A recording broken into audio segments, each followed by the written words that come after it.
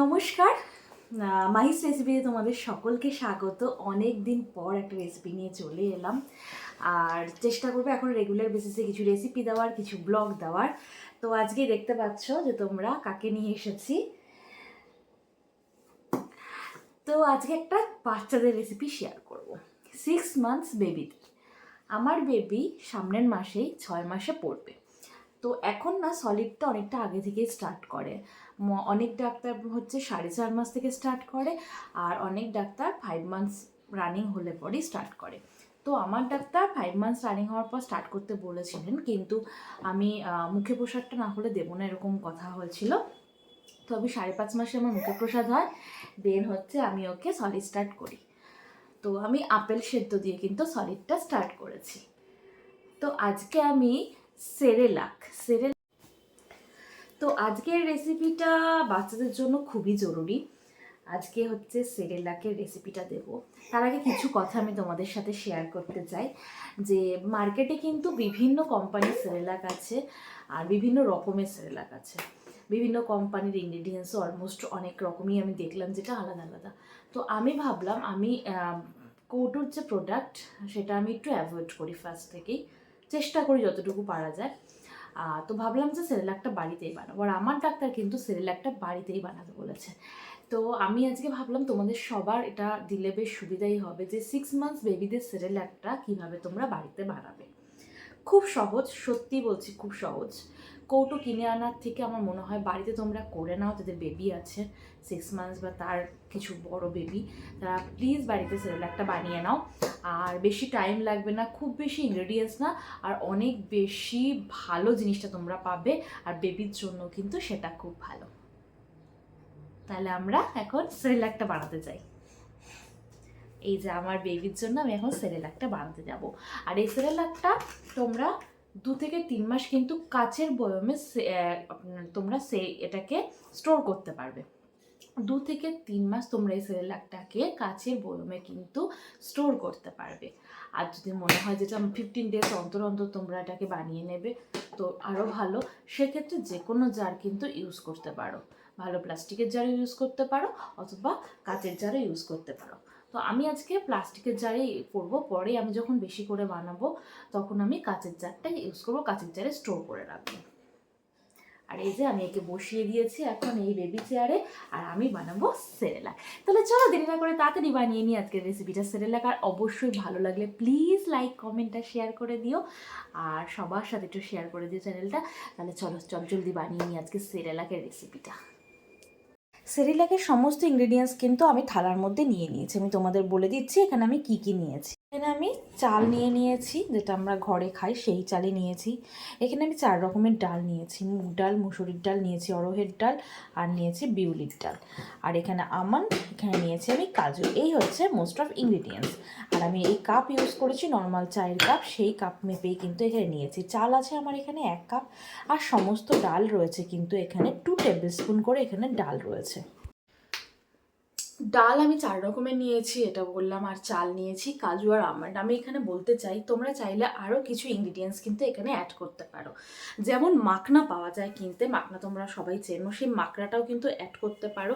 গোটা 6 থেকে 10-এর মধ্যে গোটা যে সাদা সাদা কালারের মাখনা যেটা আর কি, সেটা তোমরা অ্যাড করতে পারো।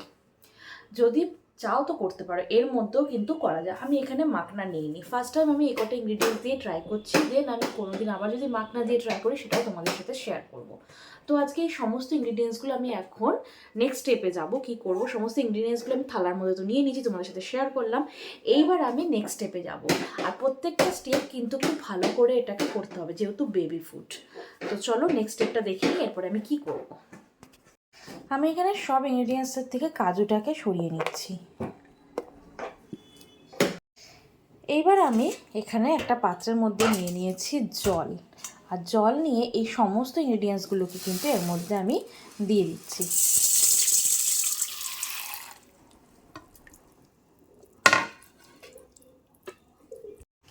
খুব ভালো করে সব চাল ডাল এগুলোকে কিন্তু বেশ কয়েকবার ধুয়ে নিতে হবে। আমি এটাকে অন্ততপক্ষে 6 থেকে 7 বার কিন্তু অবশ্যই ধুয়ে নেব। ফ্রেশ হয়ে গেলে আমি তোমাদের সাথে এটাকে শেয়ার করছি। 4-5 বার ধোয়ার পর এবার এর মধ্যে আমি অ্যাড করে দিচ্ছি কাজু বাদামগুলোকে। কাজু বাদামগুলো দিয়েও আমি আরও 2-3 বার ধুয়ে নেব, তারপরে বাকি কাজটা তোমাদের সাথে শেয়ার করছি। কাজু বাদামটা দিয়েও আমি কিন্তু অনেকবার ধুয়ে নেব। আমি বেশ কয়েকবার ধুয়ে এরকম একটা স্ট্রেনারের মধ্যে রেখে দিয়েছি। যখন পুরোপুরি জলটা ঝরে যাবে তখন আমি আবার নেক্সট স্টেপে যাব। জলটা কিন্তু ভালো করে এরকমভাবে ঝরিয়ে নিতে হবে। দেখো এখনও আমার জলটা কিন্তু পুরোপুরি ঝরেনি, ঝরছে। একদম ঝরে গেলে তারপরেই আমি নেক্সট স্টেপে যাব। জলটা আমার এখানে দেখতেই পাচ্ছ পুরোটা ঝরে গেছে। এইবার আমি এরকম একটা স্টিলের থালার মধ্যে এটাকে ভালো করে দিয়ে দিচ্ছি। দিয়ে ভালো করে কিন্তু হাত দিয়ে এভাবে পুরো থালাটাতে ছড়িয়ে দিচ্ছি।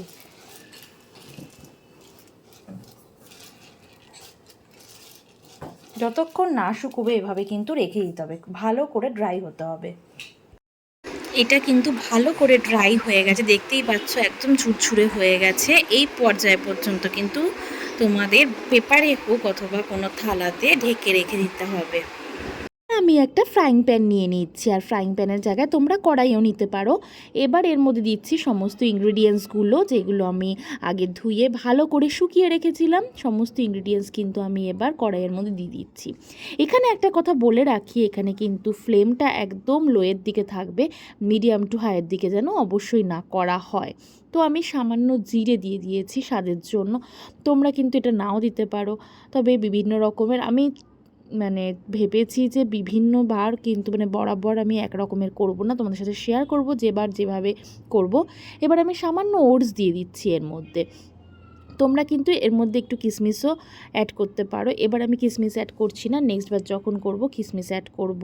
আর যেটা বলেছিলাম যে মাখনা এবার আমি দেইনি, আমি নেক্সট কোনোবার মাখনা দিয়েও তোমাদের দেখাবো। তো এবার সমস্ত জিনিসপত্র দিয়ে এবার আমি নাড়াচাড়া করছি, আর এটা কিন্তু কন্টিনিউ নাড়তে হবে যাতে কোনোভাবেই পুড়ে না যায়। খুব ভালো করে নাড়াচাড়া করতে হবে। যখন একটা ভালো গন্ধ বেরোবে সেই পর্যায় পর্যন্ত কিন্তু এটাকে নাড়াচাড়া করতে হবে। আর দেখবে কালারটা একটু চেঞ্জ হয়ে গেছে। তোমরা দেখো এটার আমার কালারটা চেঞ্জ হয়ে গেছে, চালগুলো কিন্তু একটু ভাজা ভাজা মতো হয়ে গেছে। এই কালার চেঞ্জের সুন্দর একটা গন্ধও বেরোবে। তো এইবার আমি এটাকে ভালো করে নাড়াচাড়া করে ফ্লেমটা কিন্তু অফ করে দিয়েছি। এবার আমি এটাকে নামিয়ে নেব। নামিয়ে আমি একটা থালার মধ্যে বা যে কোনো জিনিসের মধ্যে ঠান্ডা হতে দেব। এটা কিন্তু হয়ে গেছে আমার। আমি ভালো করে আরেকবার নাড়াচাড়া করে দিচ্ছি।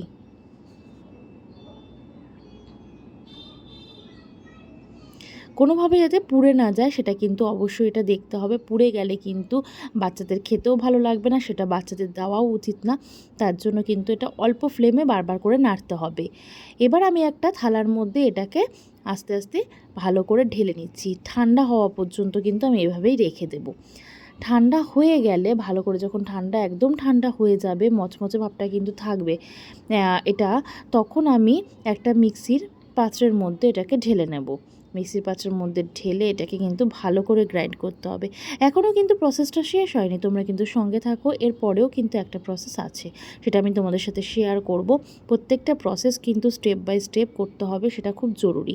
কোনো স্টেপ কিন্তু এখানে মিস করা যাবে না, আর সেটা কিন্তু কোনোভাবে স্কিপও করা যাবে না।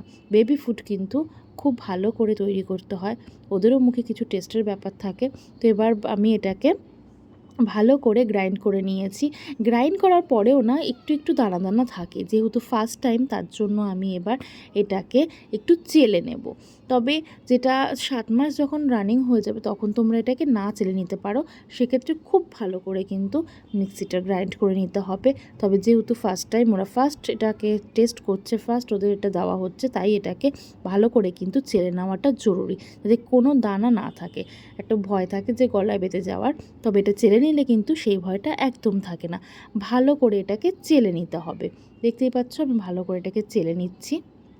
নিচে একটা পাত্র দিয়ে একটা বড় ছাঁকনির মধ্যে এটাকে আমি চেলে নেব। আর যেটুকু দানা দানা থাকবে সেটাকে আমি আর একবার মিক্সিতে ঘুরিয়ে নেব। আর যেটুকু একদম শেষে বাদ যাবে সেটাকে আমি আর এটার মধ্যে অ্যাড করব না।